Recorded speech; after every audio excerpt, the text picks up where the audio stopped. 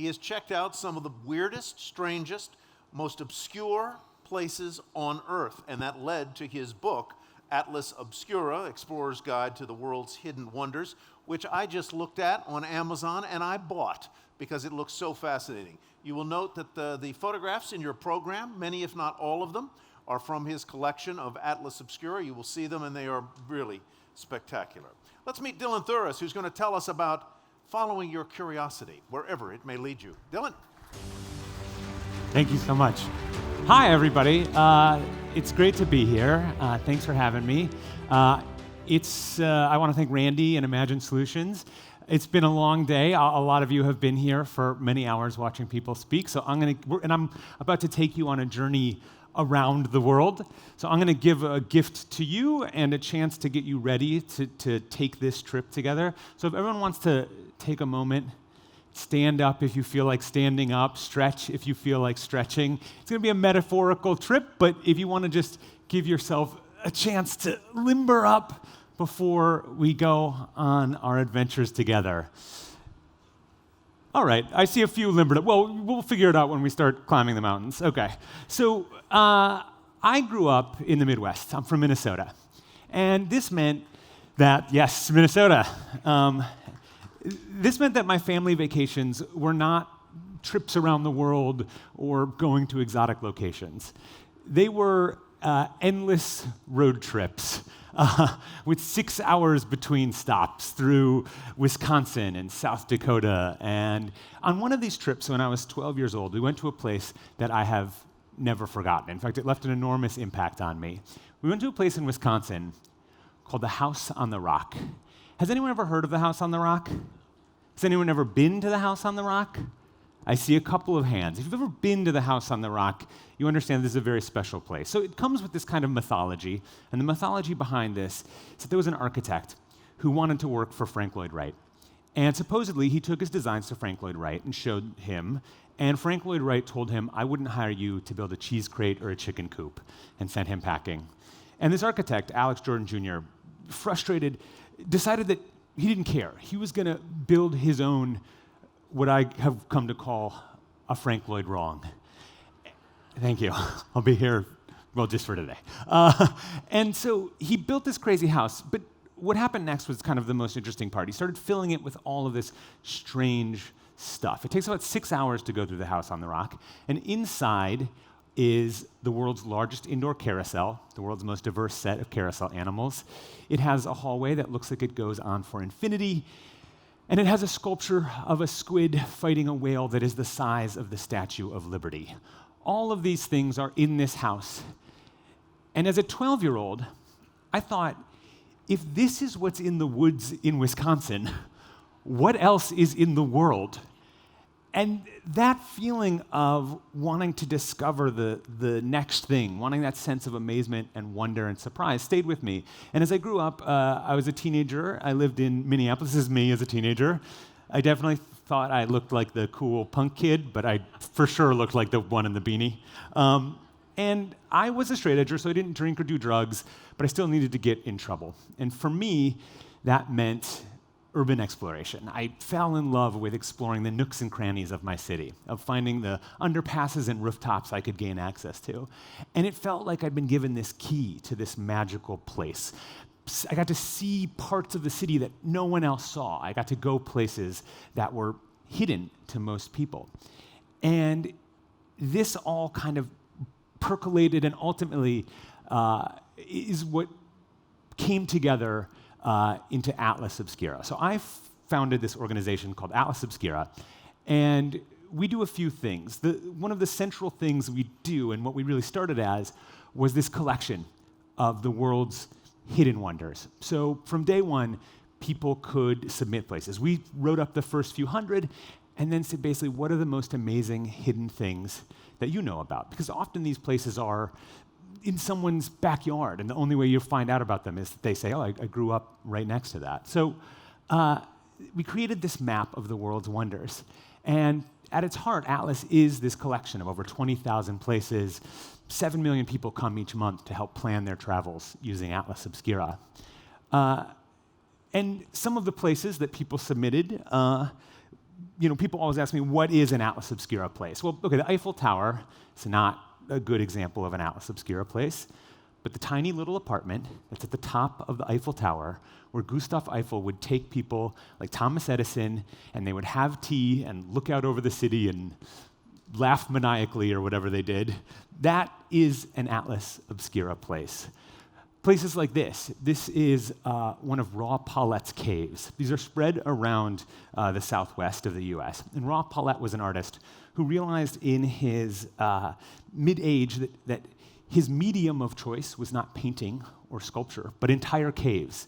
So he finds these sandstone caves, and then over the course of years, sculpts them into these incredible, unbelievable spaces. So Raw Paulette's caves are Atlas Obscura locations.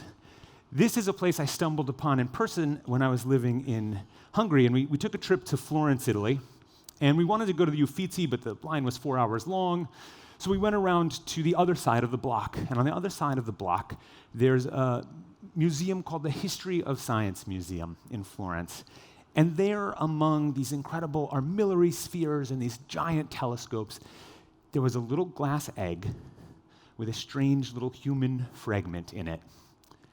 This is Galileo's middle finger. And the story is long and complex, but basically it was snapped off of his skeletal corpse about 100 years after he died by an admirer, someone who really wanted to celebrate him, and ultimately ended up at this museum, which they've now renamed the Galileo Museum. And apparently they've also managed to track down another finger and a couple of vertebrae, so I figure if you give it enough time, they'll just reassemble a whole Galileo at some point. So this is an example of an Atlas Obscura place. Toshirojima in Japan, this is always the one that gets a good reaction when I do school tours. This is an island with thousands of cats and just about 100 people, and there are, of course, no dogs allowed on Cat Island. So these are all the kinds of places that people submit. And our core mission, everything we do is about giving people this sense of surprise and wonder about this world that we all share. And we do this in a few different ways. We sort of expanded beyond just this database of places. So besides all these places, we wrote a couple of books. This is the aforementioned Atlas Obscura as a book, and it sort of condenses the best of the best. It's really our 700 most incredible places around the world. I wrote a kids book and did a kids tour, and I have to say, once you've spoken in front of 500 seventh graders, nothing will ever terrify you again. That is the height of terror, so that was a good experience. And we also run events, experiences all around the world. So this is at the Explorers Club in New York, where we brought a group of people. They slept over. They got to handle these artifacts from Arctic and Antarctic expeditions. We took people to the top of One Times Square, which is actually a totally empty building. There's a Walgreens on the first floor. Nothing the whole way up, because it's just covered in advertisements. At the top, there's this guy, the Wizard of New Year's Eve, who runs the ball drop every year. So we went up, and he dropped the ball for us, and we got to touch it, and he lit it up. And it was really an incredible, special experience. And, for example, we brought a wolf to a bar in Brooklyn. This is an ambassador wolf who usually goes around to schools, but we thought adults could use the chance to learn more about wolf habitats and behavior, and so we brought this wolf to a local bar, and everyone got to meet this ambassador wolf. So those are some of the things we do, and in the last few years, we started taking that even further. So we really wanted to put our money where our mouth is, and we run trips. So this is the first trip, really, we ever ran back in 2017. And it was a trip to abandoned communist monuments in Bulgaria in the winter. And we were not sure that there would be an audience for this, actually. But as it turns out, we sold this trip out in a few days, and we got to go see these incredible places. This is what the interior of that space looks like. And so we started running trips all over the world. So this is in Death Valley, where we do a lot of night photography, because it's one of the most incredible dark sky places in the world. This is to Romania, a place called Salina Turda. It is an abandoned salt mine in Transylvania that has been turned into this kind of futuristic landscape. We take groups to Mexico, to where the monarch butterflies all return to on their migratory path. We bring people to Pripyat in Ukraine, which is basically the town that was evacuated, abandoned after Chernobyl. This is an interesting trip because you'd think that this would be a terribly depressing place, but in fact, because it's been left untouched, it's basically become this accidental nature preserve. So there are all of these animals that have returned after years of not being there, foxes, wolves, that kind of thing.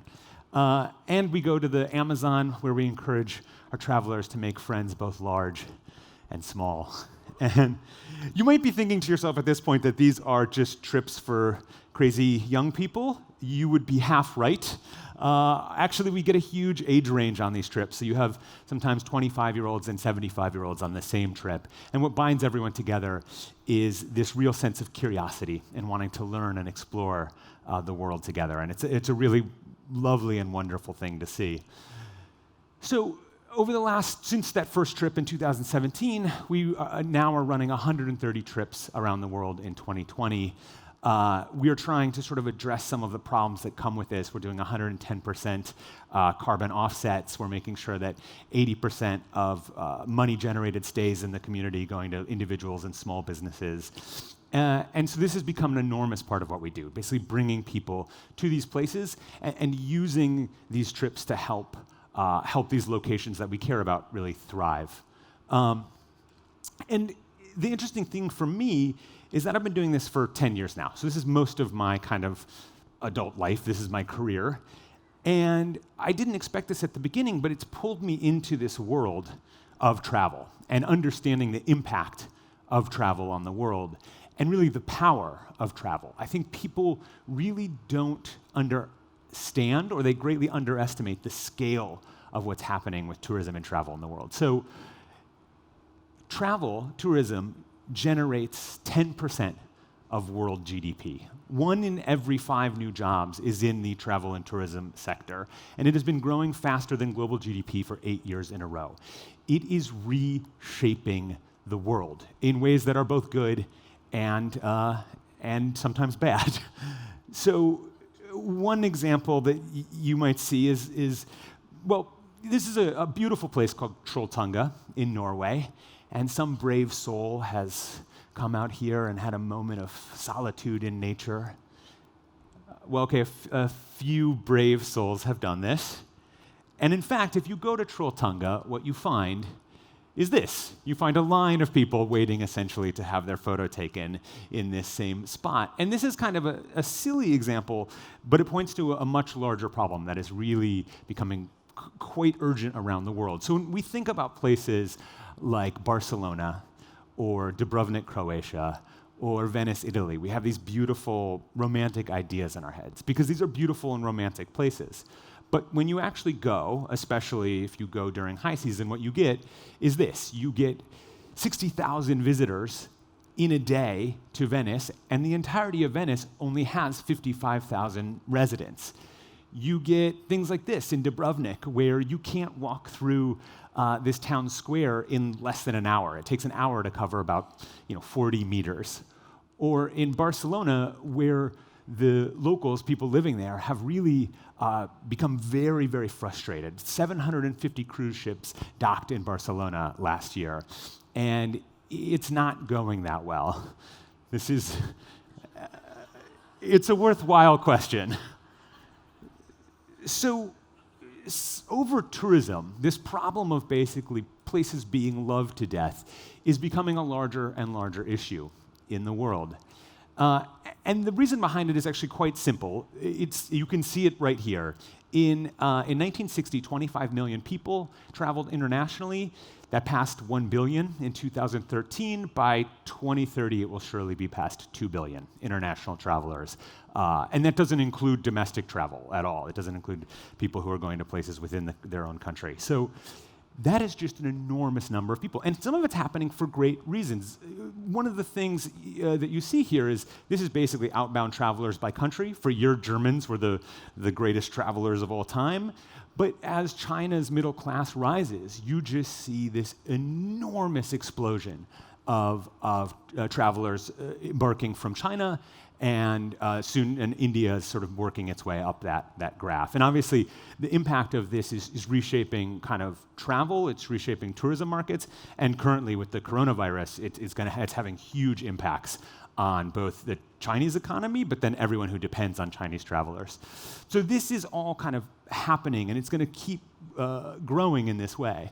And we need to address this because over-tourism, going to Venice in July with 55,000 or 60,000 other people, it's not a very good experience for the traveler. It's not a good experience for the city. And it's a real lose-lose situation. But the irony from my perspective is that I see this all happens and it's quite loud.